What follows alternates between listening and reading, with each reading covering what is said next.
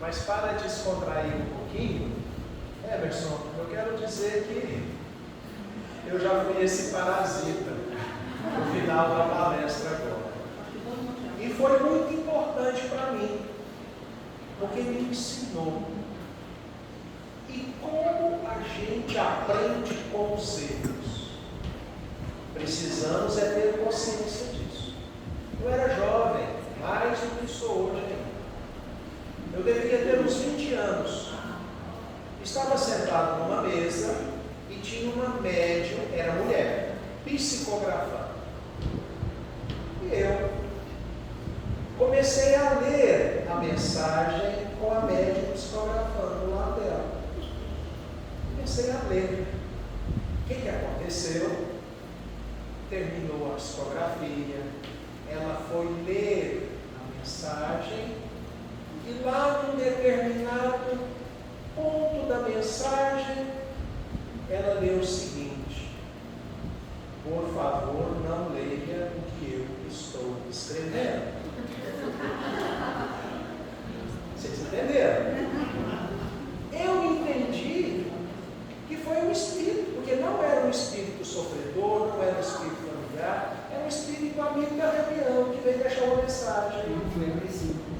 Não, ele foi educado, pediu por favor, não leia a mensagem, porque agora, hoje, eu também consegui entender. Entendo que eu estava interferindo na mensagem dele, não é? Mas nunca eu fiz isso, e até hoje, tá? 35 anos de experiência em reunião mediúnica, eu me esforço para não interferir, para manter uma sintonia positiva, não é? Pois bem, vamos lá. 15 horas em ponto. Primeiramente, uma alegria muito grande em estar aqui mais uma vez. Segunda-feira retornaremos para o comentário do Evangelho na reunião pública, mas quero cumprimentar o esforço deste trabalho em estudar a mediunidade com seriedade, porque é indispensável numa casa espírita. A reunião mediúnica, a reunião de desobsessão, embora a mediunidade não seja filha do Espiritismo, é o Espiritismo que estuda a mediunidade da forma mais correta, associando a questão científica com a moral de Jesus. A mediunidade com Jesus em benefício de todos nós. Meus irmãos, o nosso tema aqui, ele até tem algumas palavrinhas que são até mesmo desconhecidas ou não entendemos bem, mas que vamos ver no transcorrer da exposição que não são coisas assim tão complicadas. É até fácil de entender e coisas que fazem parte da nossa rotina, do nosso dia a dia, mais do que imaginamos. Sugestão, ideia fixa, monoideísmo e hipnose. As palavras monoideísmo e hipnose, elas são um pouco mais, vamos dizer, difíceis para entender, porém não tão difíceis assim, mas não são muito comuns no nosso vocabulário, na nossa linguagem do dia a dia. Vamos lá. Buscamos aqui uma informação muito interessante para introduzir a nossa palavra. Do livro Desobsessão, na introdução, a introdução é de Emmanuel, através de Chico Xavier, Emmanuel dizendo o seguinte: a desobsessão não é caça a fenômeno. É importante termos consciência disso. O fenômeno em si, ele é totalmente secundário. O importante é o que está por detrás do fenômeno. Não é verdade? Continuando, Emmanuel. Desobsessão é trabalho paciente do amor. Se ele é paciente, é porque não exige rapidez. Não se processa uma atividade desobsessiva da noite para o dia. Não se elimina dramas que muitas vezes vêm de séculos de um momento para o outro, mas sim demanda tempo, mas esse trabalho deve ser sempre baseado no amor, aquele amor que não julga condenando. Se estamos trabalhando com amor, não é compromisso nosso julgar quem fez e nem o que fez. Nós somos soldados do bem, soldados de Jesus, ferramentas na mão dos bons espíritos para que eles façam aquilo que é conforme a vontade do Cristo. Mas este trabalho se faz necessário ligado ao conhecimento, indispensável conhecer. E conhecer muitas coisas. Conhecer a princípio a doutrina espírita no seu todo. Conhecer o Evangelho de Jesus e sua aplicabilidade.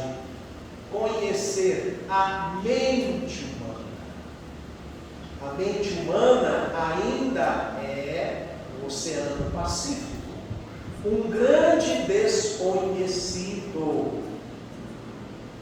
A mente humana é ainda praticamente quase que desconhecida. Então, o estudo deve ser constante. E a partir desse conhecimento, que nos leva a adquirir mais racionalidade, associando tudo isso à fé. Aquele acreditar primeiramente em Deus. Fé é ter certeza das coisas, como nós temos certeza que 1 mais 1 são 2. Fé em Deus. Se eu tenho fé em Deus, eu acredito, sei da sua misericórdia, eu acredito e sei do trabalho do Cristo, acredito e sei e confio no trabalho da espiritualidade, porque a espiritualidade tem recursos que nós desconhecemos e provavelmente levará um bom tempo para conhecermos. Então, ao nos colocar a serviço da reunião de desobsessão, não podemos esquecer disso. Instrumentos. Eu posso ser uma enxadinha simples, pequena, um cabinho pequeno, fino, mas eu posso ser afiado. Eu posso ser uma enxadinha pequenina, mas afiada, porque a afiação da enxada não vai depender de ninguém, só de mim. Ok? Vamos lá? No livro Sol das Almas, de Valdo Vieira André Luiz, olha o que André Luiz diz: 90% a cada 100, 90 dos processos obsessivos que conturbam a humanidade. Obsessão é o flagelo da humanidade. E que flagelo? Porque ainda a psicologia, a medicina, a neurologia e psiquiatria não atentaram para os processos obsessivos, para essa influência perniciosa, principalmente a dos desencarnados para com os encarnados. E é dessa obsessão que a mensagem está falando. É dessa obsessão que o estudo irá falar. Se instalam pelas brechas morais dos que fogem instintivamente a responsabilidade de viver. Devemos viver com responsabilidade. Viver com responsabilidade não quer dizer transformar em santidade. Não é isso. Não é ser o perfeito. Não é ser aquele que faz as coisas tudo como tem que ser. Não é assim. Não é? Mas é um esforço próprio. É a conscientização do que tem que melhorar. De que precisamos nos tornarmos pessoas melhores. Em nada se incomodando com a escolha de atitude. Infelizmente, vemos muitos ainda escolhendo irresponsabilidade. Muitos ainda escolhem uma vida viciosa diante das pequeninas ocorrências do dia a dia. Às vezes questões pequeninas no viver de cada um, que poderiam encontrar um desfecho fácil, simples, pode se transformar em dramas dolorosos. Às vezes aquela palavrinha mal educada no trânsito, que a pessoa que foi vítima poderia silenciar, ficar quieta e seguir, às vezes revida, e ali nós sabemos muito bem possíveis consequências, não é mesmo? Mas também a doutora Marlene Rossi, Severino Nobre, esse livro que é espetacular, A Obsessão e Suas Máscaras, ela diz lá no prefácio que a obsessão tem sido subestimada no mundo, fazendo vítimas a cada dia, favorecendo o aumento lastimável de crimes, muitas vezes hediondos, e doenças, transtornos também, os mais variados. Vamos agora aqui imaginar uma situação. Vamos imaginar uma situação. Eu criei essa situação. Isso aqui não está em livro. Foi para facilitar a introdução aqui do nosso estudo. Maria é uma médium de psicofonia. Maria é uma médium de incorporação. João é o doutrinador, é o esclarecedor, é aquele que conversa com os espíritos incorporados. Pedro é um espírito comunicante. Neste caso, ele é um obsessor. E Paula é a pessoa encarnada, vítima de Pedro.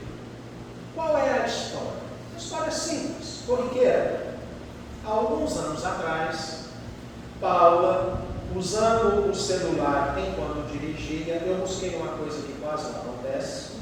Quase não acontece. O que ela aprontou? Ela acidentou Pedro no trânsito. Infelizmente, o Pedro, que foi acidentado, faleceu, estava muito irritado e desatento no trânsito. Ele teve uma parcelazinha de culpa, não é? Por quê? Pedro, ele estava muito irritado, porque inconscientemente ele carregava uma forte consciência de culpa. Aquele que morreu, acidentado no trânsito, carregava sem saber uma consciência de culpa. Ele não entendia, mas ele carregava. Desencarnou. Pedro, ainda muito ligado àquelas emoções inferiores. Quais são as emoções inferiores? Raiva, irritação, ódio, cólera, isso são emoções. Ele não perdoou a moça que o acidentou. Não perdoou. Pedro encarnado tinha um ferrenho obsessor. O obsessor de Pedro, quando encarnado, era o A. Porque em vida passada, Pedro assassinou A, movido às paixões. Se Pedro tinha esse ferrenho obsessor, inconscientemente, ele estava com uma ideia fixa neste obsessor. Não é?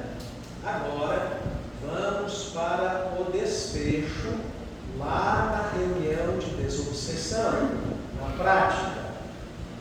Pedro incorpora em Maria, dizendo que estava sentindo muitas dores, é lógico, acidentado, o espírito ainda ligado no corpo físico, não se desprendeu completamente, sentia todas as dores comum ao encarnado, mas também muita raiva.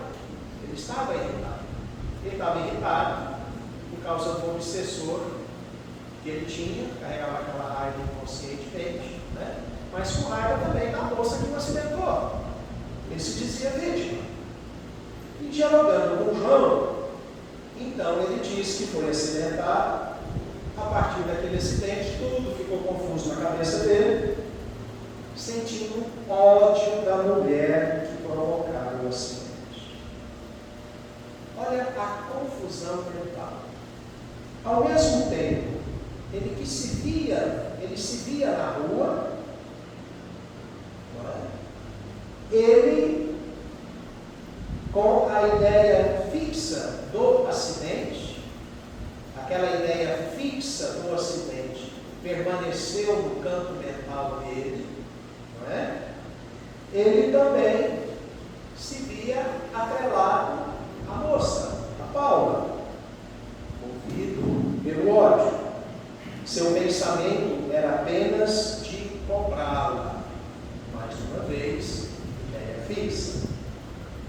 Comprar a moça, comprar a moça. Você matou. Vingança. Falando insistentemente no ouvido dela. Uma sugestão.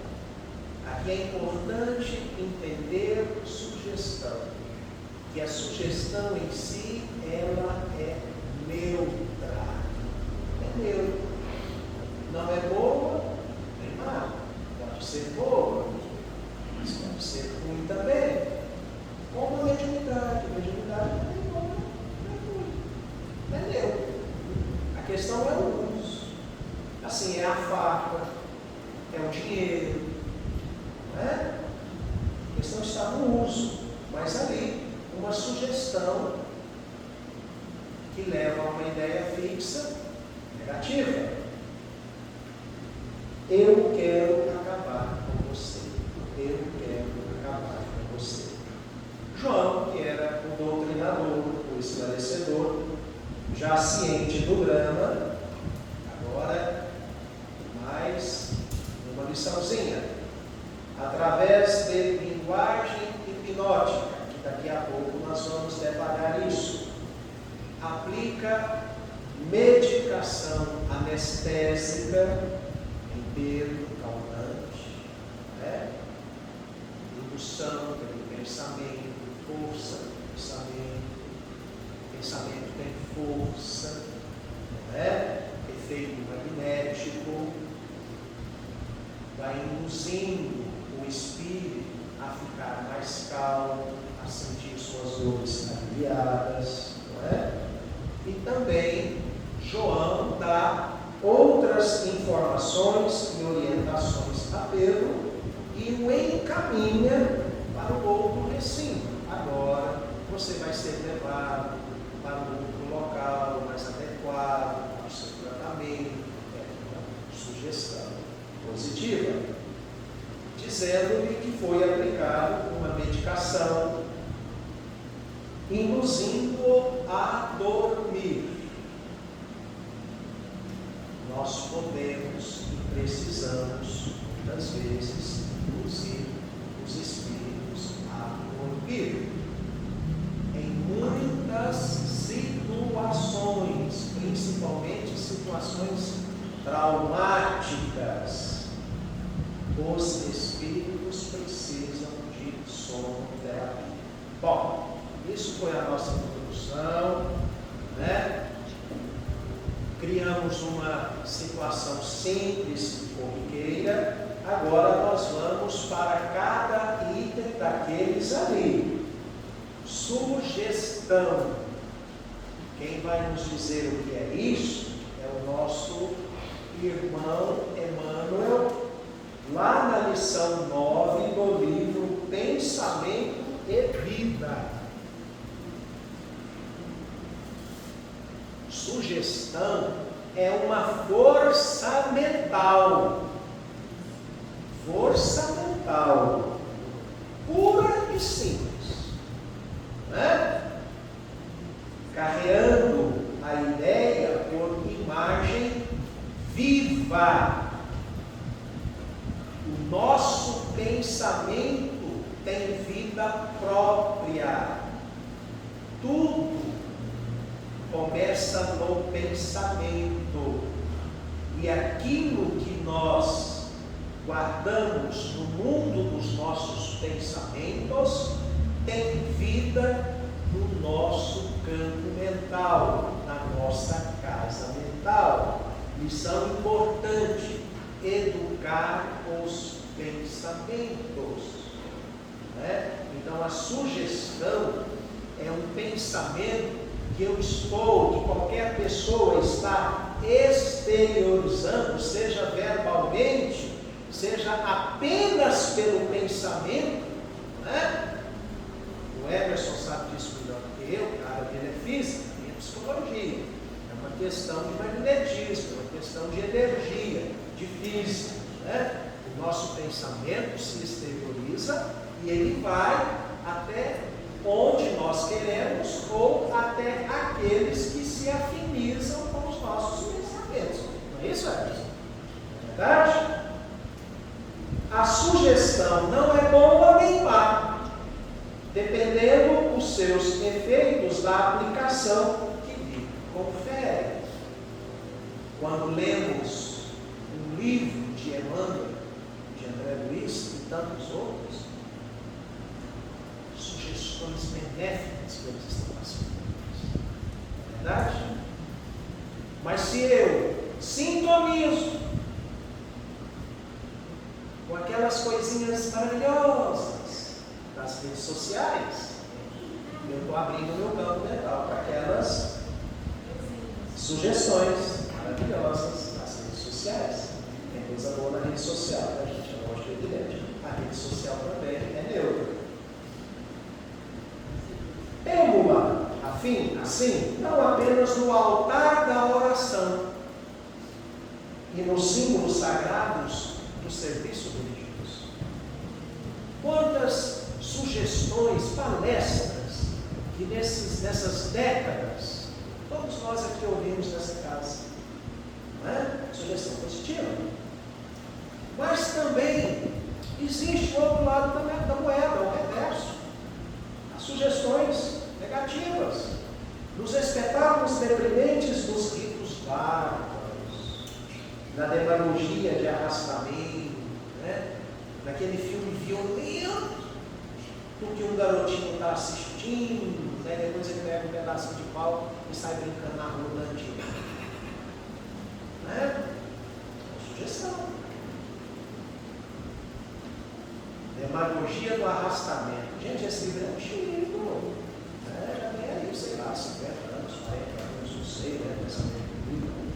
Demagogia do arrastamento. Demagogia, aquele palavrório, né? Muitas vezes de lobos em peles de ovelha, querendo seduzir a massa. Né? É isso, sugestão negativa. ressumando o psiquismo inferior, que inspira a licenciosidade e a rebelião. Então, Emmanuel aqui, ele esclarece muito bem os dois lados da moeda, os dois lados da sugestão. E nós percebemos que no processo obsessivo tem uma forte sugestão negativa por detrás e o ato de desobsediar é a aplicabilidade da sugestão positiva, do desamarrar nós. É isso. O processo desobsessivo é isso mesmo. Então, sugestão. Exemplos de sugestão. Nós vamos aqui no caso de uma sugestão que leva a uma profunda obsessão. Aqueles que já leram o livro Libertação, nós sabemos lá a história sacrificial de Matilde para resgatar o seu bem-amado afilhado, filho, não se sabe bem, né? Não importa também, Gregório, que era um dirigente nas regiões muito negativas da espiritualidade. O que é que tinha muito, tem muito nesse livro? Julgamento. Só que é um julgamento que condena. Porque um julgamento ele pode absolver. O julgamento é neutro também. O julgamento pode absolver. A questão é essa condenação baseada na maldade. Né? Ah, você fez isso, então você vai pagar. Isso. A justiça divina nos ensina a nos reeducarmos. Nós não temos que pagar nada. Numa amplitude de entendimento perante a justiça divina, ninguém tem que pagar nada. Nós temos que nos reeducar. Nós temos que fazer diferente. Nós temos que ressignificar aquilo que foi feito equivocadamente. Né?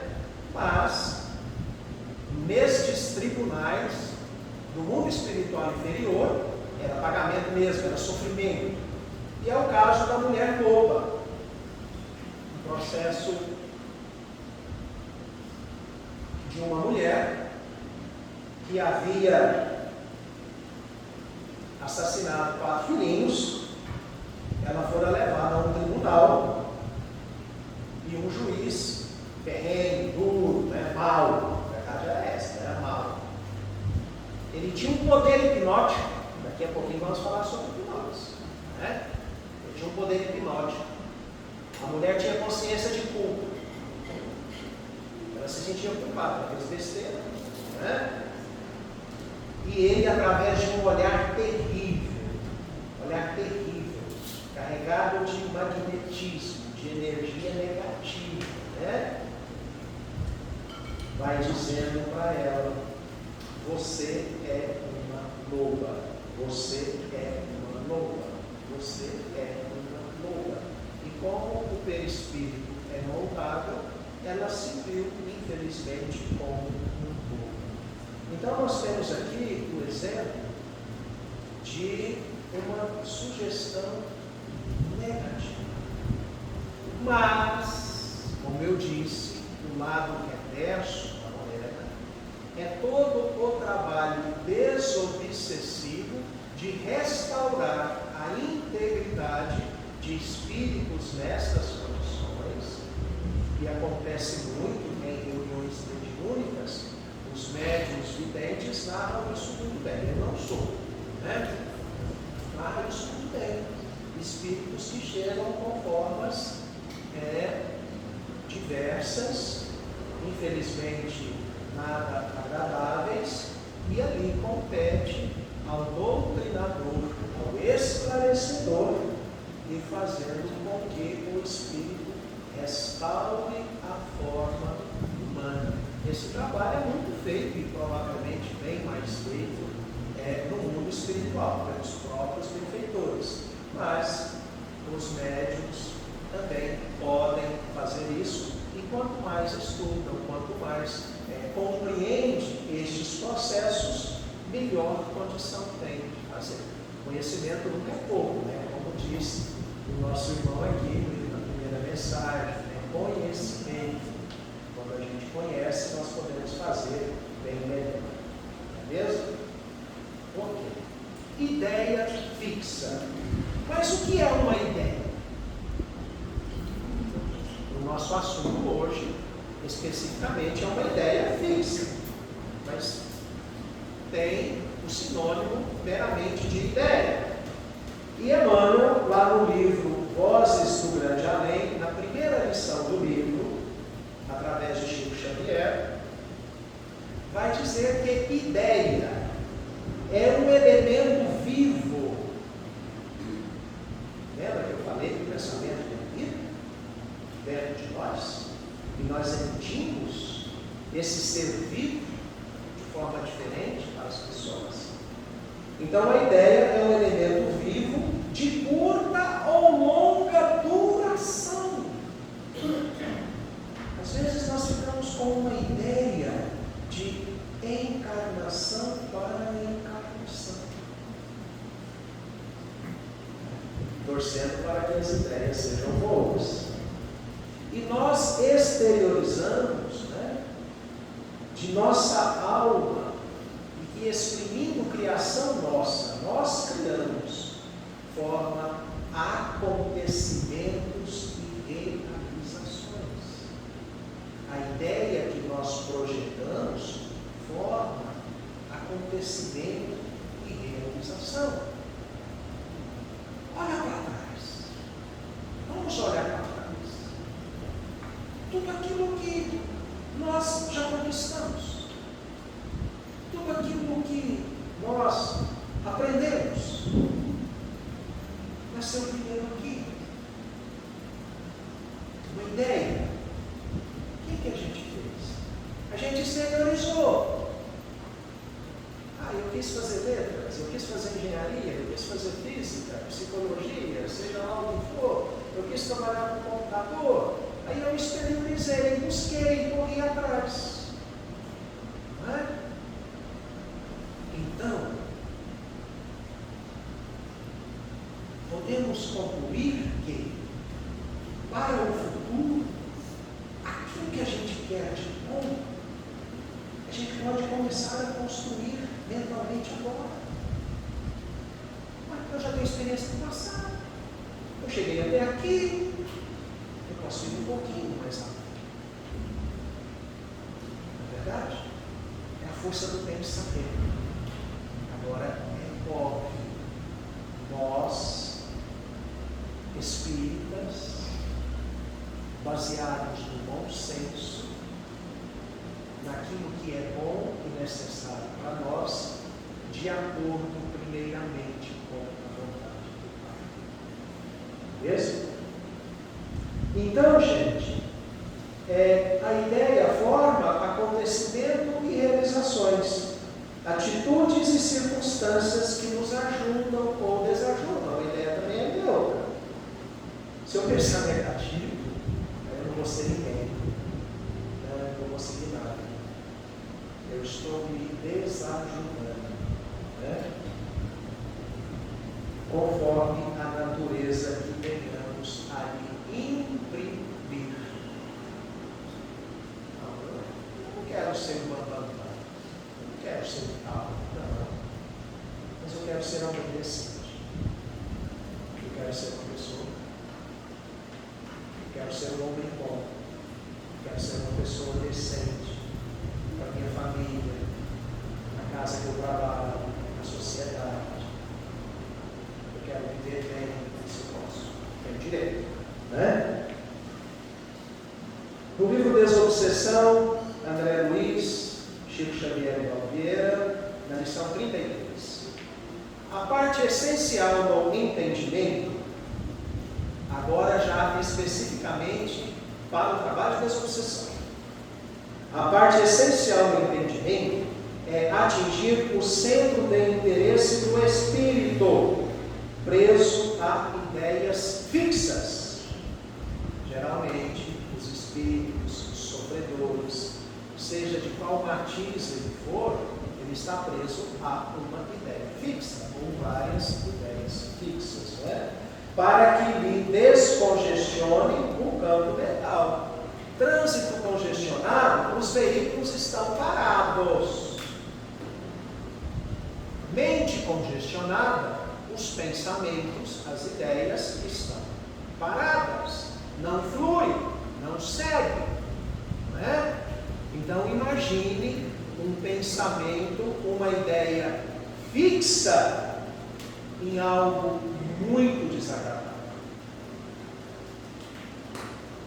Daí vem transtornos, daí vem doenças, né? Daí vem sofrimento. A ideia aflitiva ou obcecante nos corrói a vida mental. Corrói mesmo, vai comendo a nossa vida mental. Porque a ideia aflitiva, obcecante, a ideia fixa, né? Ela deprime. Ela nos leva para baixo, leva os espíritos para baixo, né? Levando-nos à fixação mental. A ideia não muda. A partir desse estado, o tempo como se cristaliza dentro de nós. Às vezes o que aconteceu na vida de um espírito comunicante foi há 50 anos atrás. Foi na encarnação passada. A ideia fixa dá uma segunda ideia de que o tempo não passa. Não é? E o tempo, num contexto espiritual, ele é diferente do nosso, dessa nossa cronologia, né? De segundos, minutos, horas e dias, semanas, meses e tal. Né? Marlene Nobre, novamente, nesta obra, A Obsessão e Suas Máscaras. Mas é importante fazermos uma comparação aqui. A diferença entre ideia fixa e foco. A ideia fixa, geralmente, ela está em algo negativo, porque a pessoa se prende ali, se torna escravo de si mesma, não é? Pode se tornar uma auto-obsessão. Os espíritos ou sofredores ou obsessores, geralmente eles têm aquela ideia fixa, dificilmente, praticamente não muda, não consegue sair daquilo, não é verdade? Agora, o foco é diferente. No foco, nós conseguimos mudar os pensamentos. De uns 3 dias para cá, eu fiquei bem focado em realizar esse trabalho aqui.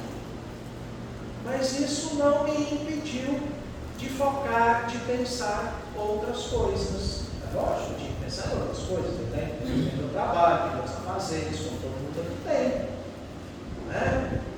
Aquela pessoa que está focada no vestibular, aquele vestibular concorrido, aquele Enem, né? Duro para leão, ele está focado. Mas vai chegar um momento que ele vai desfocar. Então é importante a gente entender a diferença de foco para ideia fixa. Vamos agora buscar no livro Ação e Reação um drama familiar carregado de ideias fixas. Um problema obsessivo grave que demorou várias encarnações para ter um desfecho de reconciliação, que era o caso de Antônio Olímpio e o filho Luiz. Depois da morte do pai, Antônio Olímpio viu-se obrigado a partilhar a grande fazenda, eram ricos, com seus 2 irmãos, Clarindo e Leonel. Trazia a cabeça cheia de planos, queria transformá-la em larga fonte de renda, Só que a partilha estorvava. Por quê? Porque Clarim e Leonel tinham planos diferentes dos dele. Eles queriam vender. O que aconteceu então? Antônio Olímpio assassinou os dois irmãos. E os dois irmãos, no mundo espiritual, quando ficaram sabendo o que o irmão provocou, ideia fixa de vingança. O que eles fizeram? Começaram a obsediar o filho de Antônio Olímpio. Essas histórias, nos livros de André Luiz, são muito ricas, nos ensinam muitas coisas, né? Principalmente o que a gente não deve fazer, né? Mas sempre com um desfecho, com solução. Aí está a grandiosidade da doutrina. O André Luiz mostra o drama, mas ele também mostra o desfecho, a solução, né? Porque sempre tem solução. Verdade? Monoideísmo.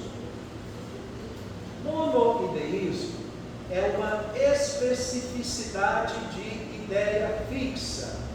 Então, o espírito, ele tem uma ideia fixa tão firme que geralmente, todas as vezes, né, não são coisas boas, ele passa a sofrer consequências perispirituais, alteração na sua forma perispiritual, devido a esses pensamentos fixos, a essa ideia fixa que não muda.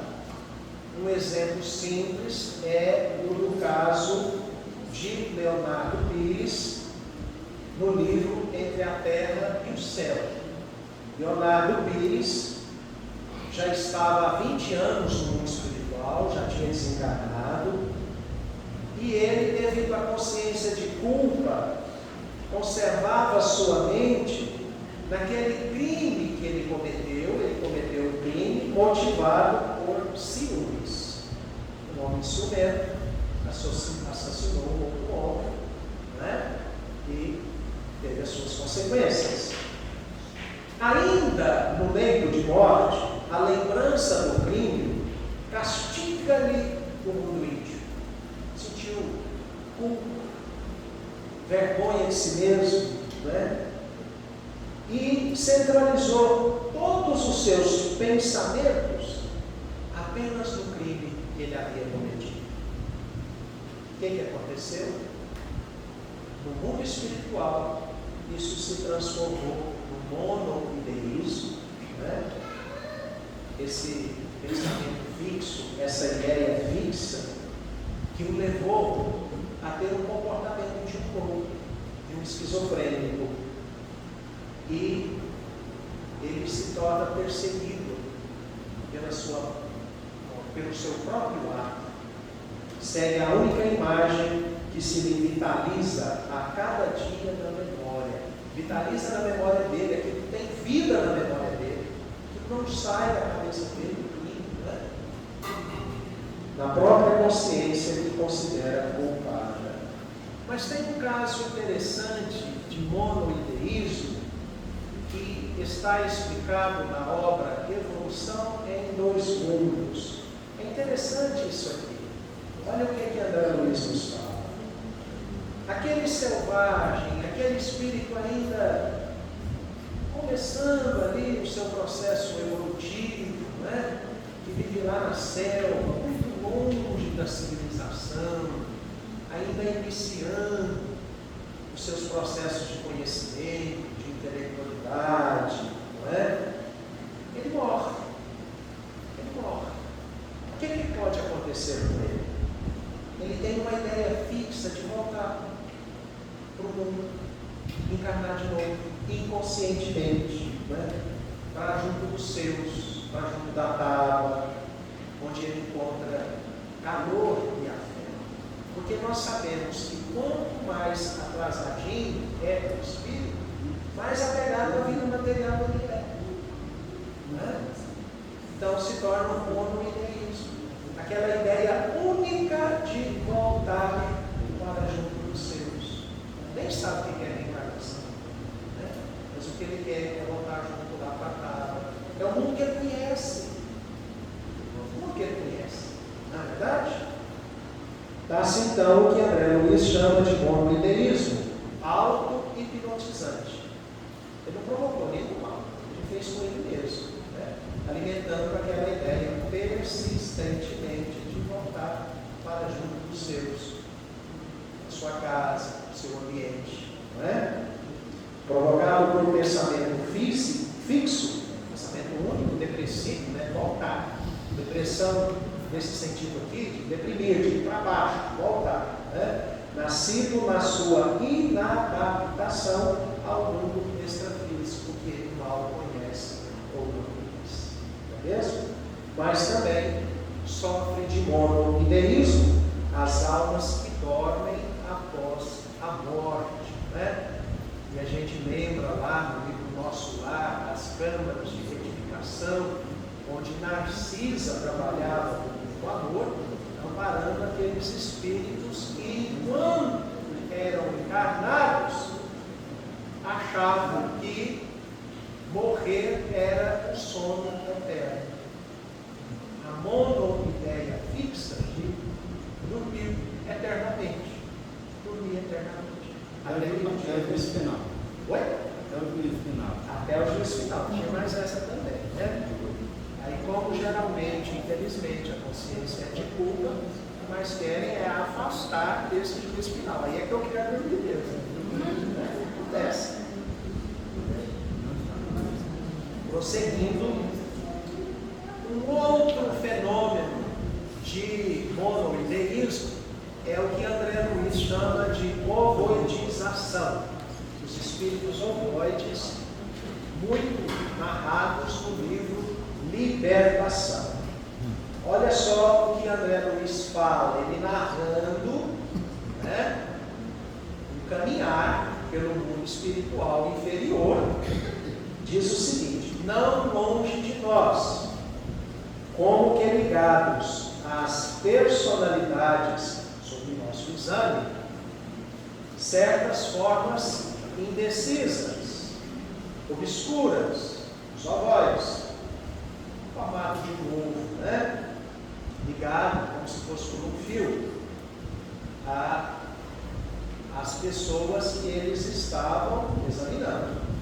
Semelhavam-se a pequenas esferas ovoides, cada uma das quais pouco maior que o crânio humano.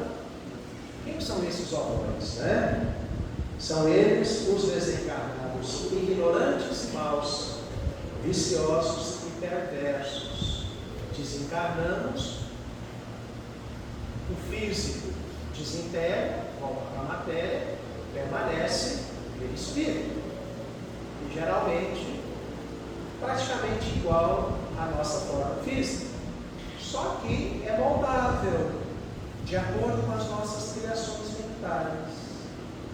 E aquele que cria pensamento de ódio, aquele que é vicioso, aquele que ainda é mal, vai acontecer um processo de modificação do perispírito. A forma vai mudando. O perispírito é moldado, né, de acordo com a força do pensamento.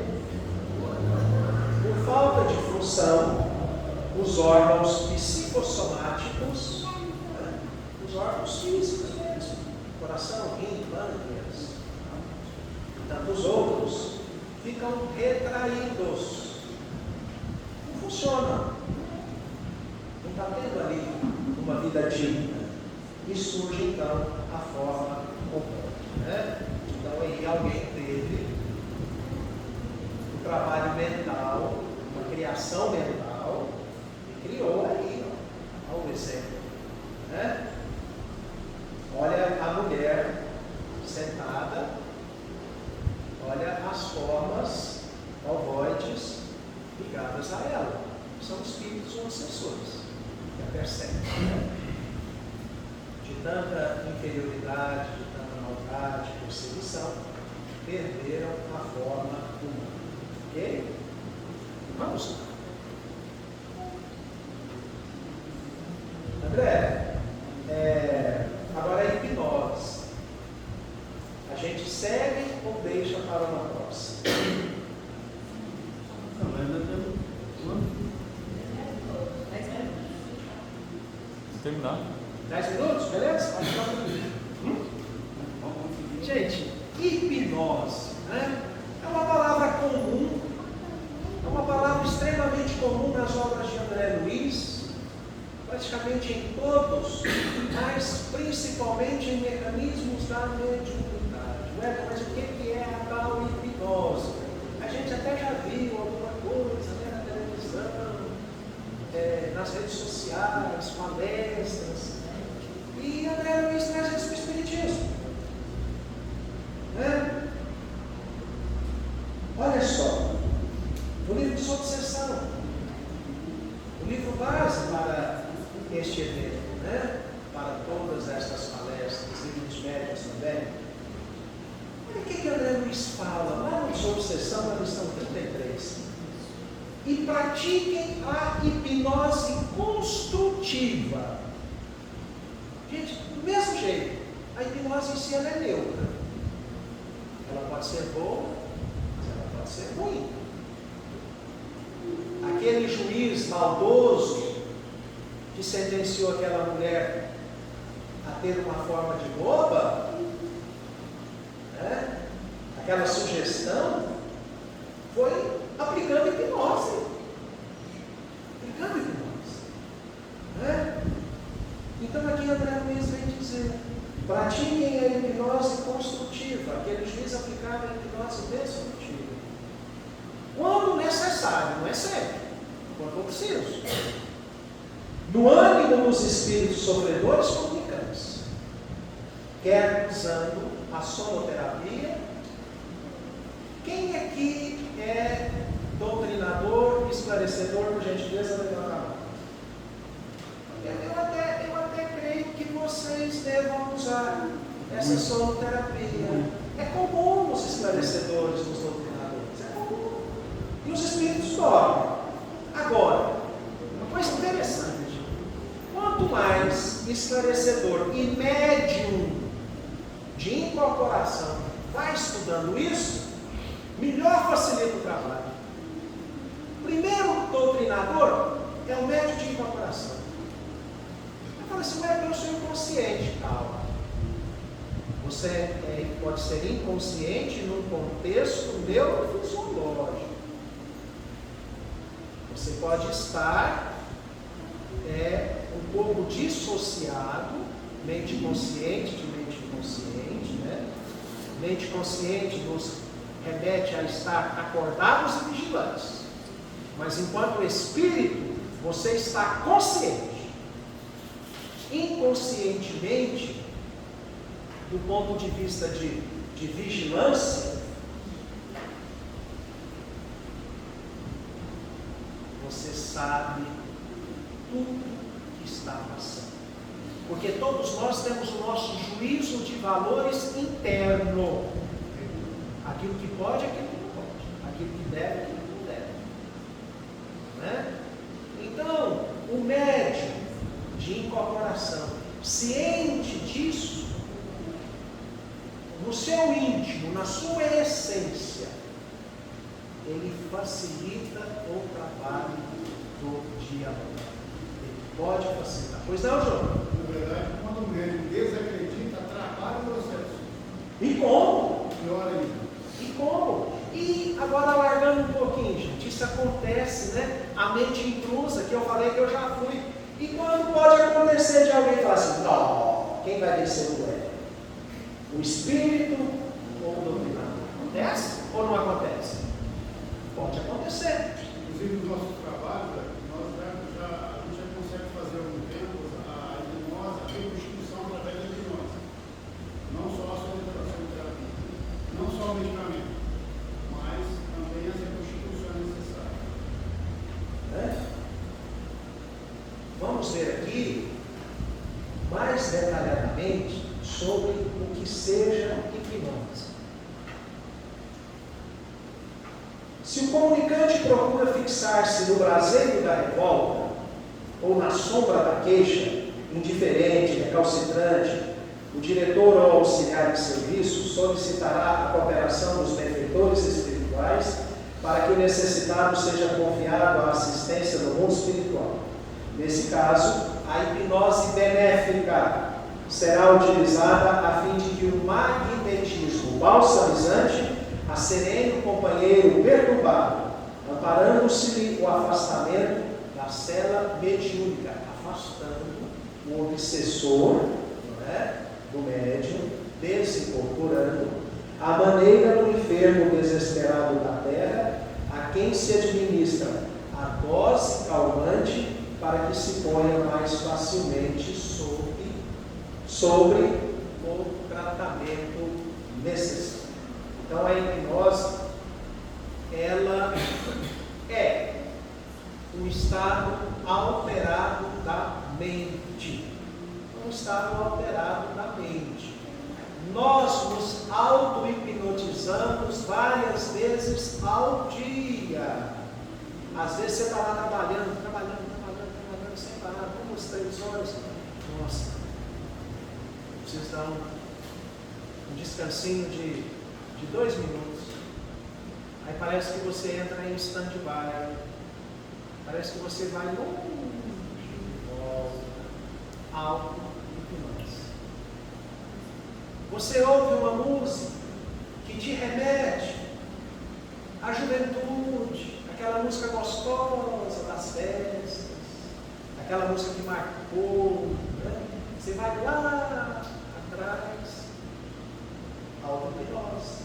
Sente até o cheiro. Você sente o cheiro, isso mesmo, verdade. Então, gente, hipnose em si é um fenômeno neurofisiológico da mente humana. Né? Agora, o que é uma linguagem hipnótica? Né? Vamos tentar imaginar ouvindo Jesus. Eu não consigo. Mas eu tenho absoluta certeza que é uma voz carregada de um magnetismo incomum. Que as pessoas ficavam hipnotizadas. As pessoas alteravam o nível de consciência, de mente. Olha. Memória do Suicida conta uma passagem em que ele diz que ele se apaixonou pela mente humana quando ouvia Jesus. Porque tudo que Jesus contava aparecia no ambiente como 360 graus. Pensa. No livro Há 2.000 anos, tem o famoso encontro de Públio Lentulus com Jesus. Ali nas entrelinhas, a gente entende melhor. Mas Emmanuel, Públio Lentulus, era romano, falava latim. Até onde se sabe, Jesus falava aramaico. Eles não falavam o mesmo idioma. Como que se processou aquele diálogo mental? Né? Como será que Jesus falou com o senador? Emmanuel lá explica. Vamos ficar curiosos, vamos ler a obra. Né? Então, linguagem hipnótica é uma linguagem carregada de magnetismo. Agora, existem palavras hipnóticas. Você é uma palavra extremamente hipnótica. Eu quero. Hipnótica. Você pode. É carregada de uma força muito grande. Positiva. A palavra não é uma força hipnótica totalmente negativa. Fala para o menino não fazer arte. Não. cérebro entende o contrário, entende que é para fazer. Tentar, muito negativo. Eu vou tentar. Eu já estou entendendo inconscientemente que eu não vou conseguir. Eu vou me esforçar, eu vou fazer. Então, dialogando com o Espírito, eu quero que você durma. Você precisa dormir. É para o bem dele. É para o bem dele. É a hipnose construtiva. Então, a linguagem hipnótica é uma forma de comunicar utilizando comandos verbais que são sugestões numa tonalidade adequada e utilizando palavras hipnóticas, a palavra correta na hora certa. A hipnose em si, ela entendeu também.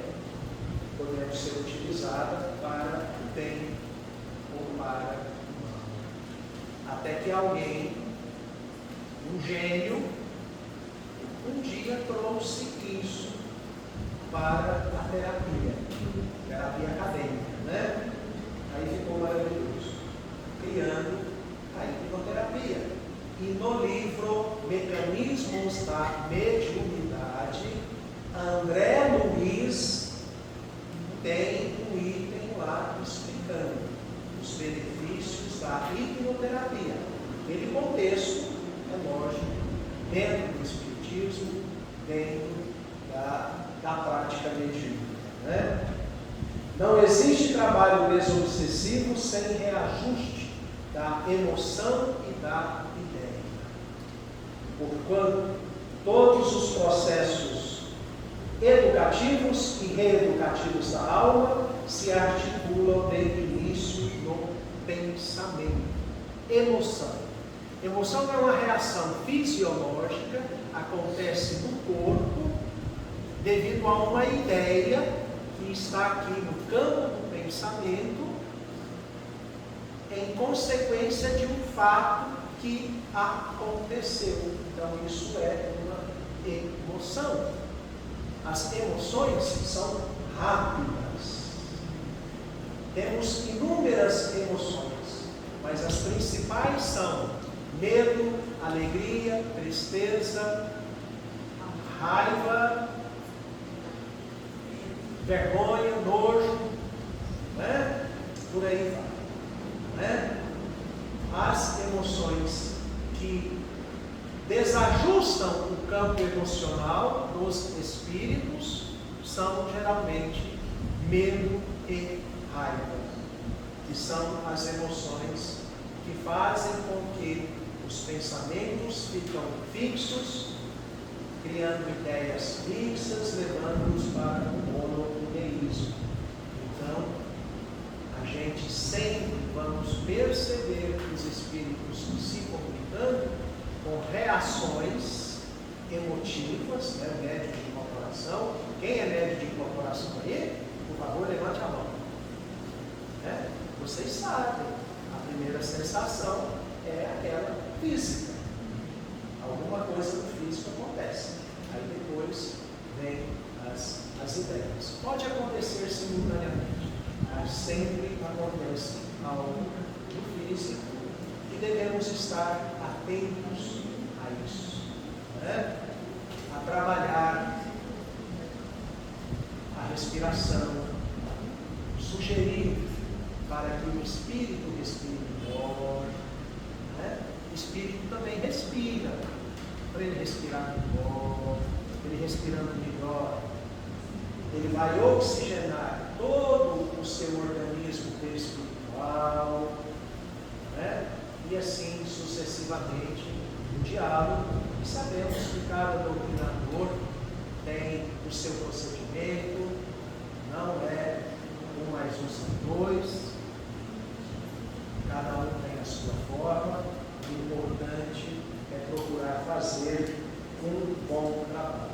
Meus irmãos, então era isso. Obrigado pela oportunidade.